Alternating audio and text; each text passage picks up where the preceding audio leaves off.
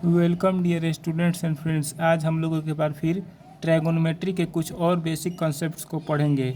यह concept class 10th 11th and 12th के छात्रों के लिए उपयोगी है, यूजफुल है। इससे पहले के वीडियो में हम इसके पार्ट 1 में हम लोग कुछ बेसिक कॉन्सेप्ट को ऑलरेडी पढ़ चुके हैं। अगर आप लोगों ने उस पार्ट को नहीं देखा है तो इसके फर्स्ट पार्ट को अवश्य देख लीजिएगा। यह सेकंड पार्ट है। चलिए स्टार्ट करते हैं। आप लोग जानते हैं कि इस लाइन को एक्स अक्ष कहा जाता है, एक्स एक्सिस कहा जाता है। इस लाइन को वाई एक्सिस कहा जाता है। बीच में जो बिंदु है, जहाँ क्रॉस हुआ है, जहाँ कट हुआ है दोनों लाइंस का, जहाँ जिस बिंदु पर दोनों लाइन काट रहे हैं, एक दूसरे को प्रतिच्छेद कर रहे हैं, उसको मूल बिंदु कहा जाता है। दाहिनी ओर धनात्मक भाग कहा जाता है, पॉजिटिव साइड एक्स अक्ष का कहा जाता है। तो मान लीजिए कि मूल बिंदु से दाहिनी ओर एक्स अक्ष पर 0 डिग्री का कोण यहाँ पर बन रहा है। यहाँ पर 0 डिग्री का कोण बन रहा है। तो यहाँ से यहाँ तक 90 डिग्री बनेगा, यहाँ से यहाँ तक 90 डिग्री बनेगा। तो यहाँ से जब हम लोग वृत्ताकार पथ पर सर्कुलर पाथ पर हम लोग चलते हुए यहाँ तक पहुँचेंगे तो यहाँ पर 90 डिग्री का कोण बनेगा। या इसको रेडियन में कहिएगा तो π/2 रेडियन। अब जब यह हम लोग यहाँ से वृत्ताकार पथ पर होते हुए एंटी क्लॉकवाइज डायरेक्शन में, इस साइड को एंटी क्लॉकवाइज कहा जाता है। जब हम लोग नीचे से इस दिशा में जाते हैं, ऊपर की दिशा में बढ़ते हैं सर्कुलर पाथ से होते हुए, तो एंटी क्लॉकवाइज डायरेक्शन कहा जाता है। जब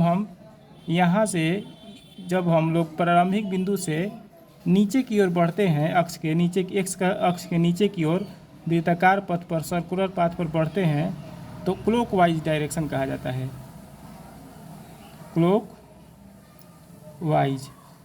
क्लॉकवाइज मतलब कि घड़ी के सुई जिस दिशा में चलती है उसको क्लॉकवाइज कहा जाता है, और घड़ी के सुई के विपरीत दिशा को एंटी क्लॉकवाइज डायरेक्शन कहा जाता है। तो क्लियर है कि घड़ी की सुई इस दिशा में चलती है। इसी कारण से नीचे की ओर जब हम लोग बढ़ते हैं एक्स अक्ष से, इसको क्लॉकवाइज डायरेक्शन कहा जाता है। और याद रखिएगा कि क्लॉकवाइज डायरेक्शन में एंगल्स निगेटिव माना जाता है। जब हम लोग एक्स अक्ष से होते हुए क्लॉकवाइज डायरेक्शन में चलेंगे तो मान लीजिए कि हम लोग 30 डिग्री चलते हैं, एक्स अक्ष से 30 डिग्री नीचे की ओर चलते हैं तो -30 डिग्री कहा जाएगा। और जब हम लोग एक्स अक्ष से होते हुए एंटी क्लॉकवाइज डायरेक्शन में ऊपर बढ़ेंगे सर्कुलर पाथ पर, तो मान लीजिए 30 डिग्री ऊपर बढ़ेंगे, मतलब कि 30 डिग्री एंटी क्लॉकवाइज डायरेक्शन में बढ़ेंगे तो +30 डिग्री कहा जाता है। जब हम लोग एंटी क्लॉकवाइज डायरेक्शन में किसी एंगल पर बढ़ते हैं तो वह एंगल को पॉजिटिव माना जाता है। और जब हम लोग क्लॉकवाइज डायरेक्शन में बढ़ते हैं तो उसको निगेटिव एंगल माना जाएगा।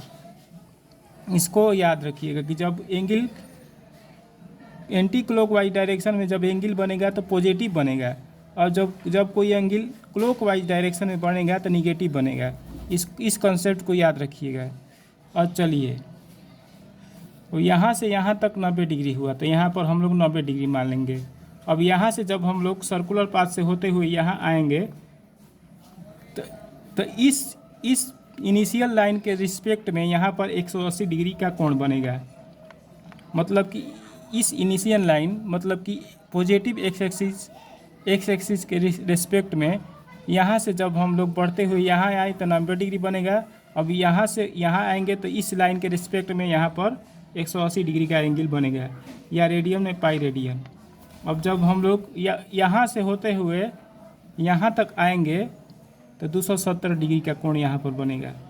मतलब कि यहाँ से हम लोगों ने चलना शुरू किया और एंटी क्लॉकवाइज डायरेक्शन में सर्कुलर पाथ में चलते जब हम लोग इस लाइन पर, इस अक्ष पर पहुँचेंगे, मतलब कि निगेटिव वाई एक्सिस पर जब हम लोग पहुँचेंगे तो टोटल एंगल 270 डिग्री बनेगा। इसको रेडियन में कहेंगे कितना,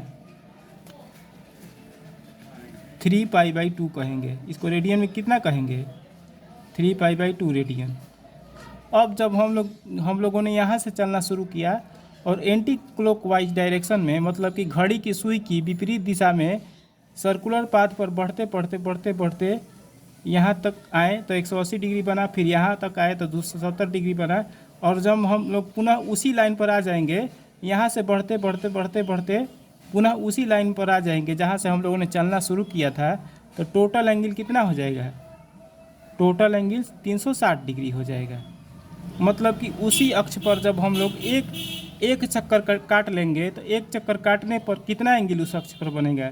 जब हम लोग एक चक्कर काट कर उसी लाइन पर आएंगे जहाँ से हम लोगों ने चलना शुरू किया था, तो वहाँ पर जब हम लोग आएंगे तो हमारे द्वारा बनाया गया कोण होगा प्लस में 360 डिग्री, क्योंकि हम लोगों ने एंटी क्लॉकवाइज डायरेक्शन में बढ़ना शुरू किया था, तो प्लस 360 डिग्री बनेगा। यहाँ रेडियन में कहिएगा तो 2π रेडियन। यहाँ तक का कॉन्सेप्ट आप लोगों का क्लियर हो गया होगा। अब चलिए आगे बढ़ते हैं।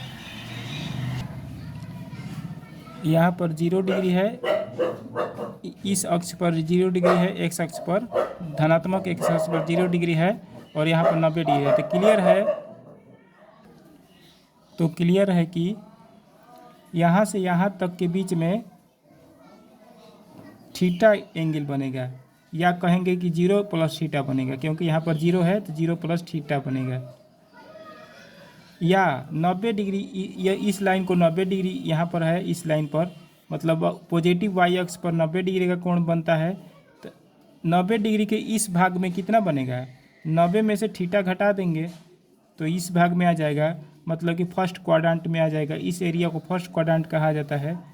तो जब इस लाइन में से थीटा घटा लेंगे इस भाग से, जहाँ थीटा क्या है? एक्यूट एंगल है, न्यून कोण है, तो इस भाग में 90 डिग्री माइनस थीटा एंगल बनेगा। या यहाँ पर 360 डिग्री है एक चक्कर काटने पर, तो 360 डिग्री में थीटा जोड़ देंगे तो इस भाग में आ जाएगा 360 डिग्री प्लस थीटा यहाँ पर बनेगा। मतलब कि angle 360 degree plus theta first quadrant में बनेगा, ठीक।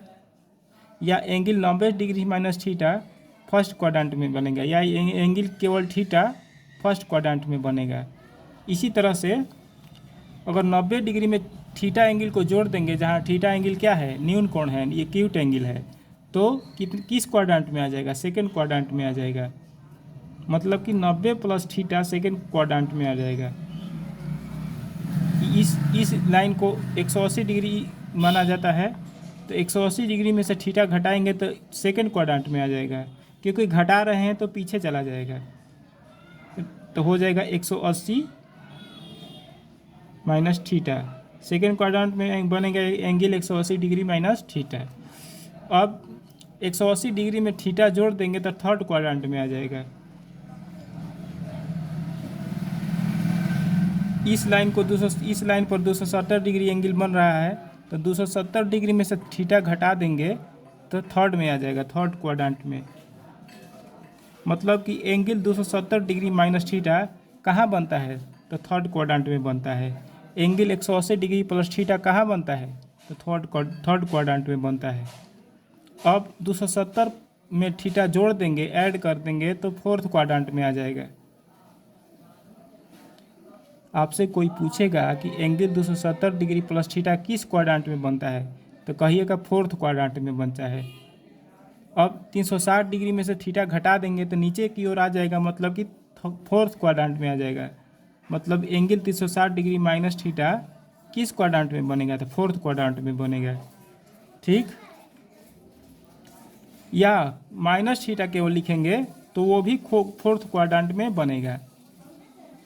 यदि थीटा न्यून कोण हो और माइनस थीटा कोई केवल लिखेगा तो किस क्वाड्रेंट में बनेगा? फोर्थ क्वाड्रेंट में बनेगा।